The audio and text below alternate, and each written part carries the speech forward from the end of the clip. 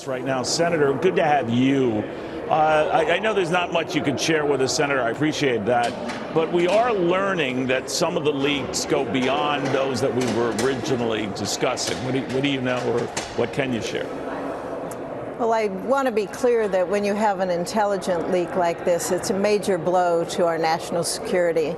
It can reveal sources and methods, it can cause our allies to be in jeopardy, and it really is a major blow to our foreign policy.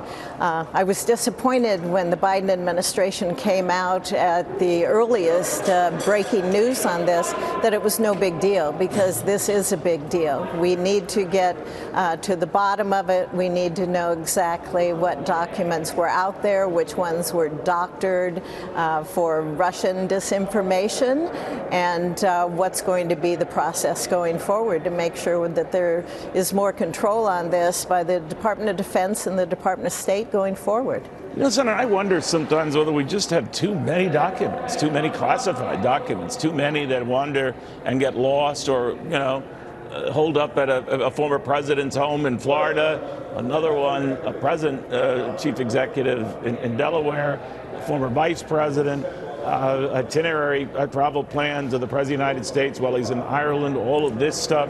What is going on here? Well, I think the main thing we need to look at is who has access to these documents. I know when many people retire from government service, whether it's with the Department of Defense, Secretary of Defense, generals, for example, they are still getting briefed after they leave government service.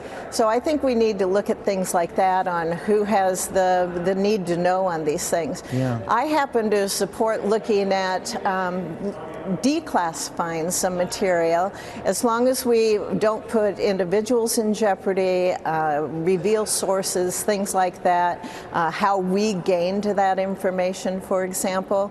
But when we look at our peer competitors, Russia and China, and the advancements that they are making, for example, with their nuclear enterprise, their triads, I am a strong supporter of getting information like that to the American people, because I believe that the American people have a fuller understanding of the threats that this country faces. They will be more supportive, more open in bolstering our national defense to meet those threats. Real quickly, Senator, more than 2 million have some sort of security clearance that gets them access to stuff like this. That sounds like about maybe 1.5 million too many.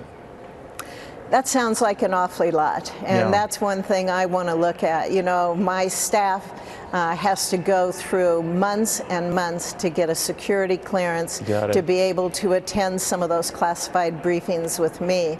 And these are people that have worked on for years, but in order to get to the clearance that I have to go to some of these hearings, you got to crack down, to your point. Sorry to jump on you, Senator. Very good seeing you, Senator.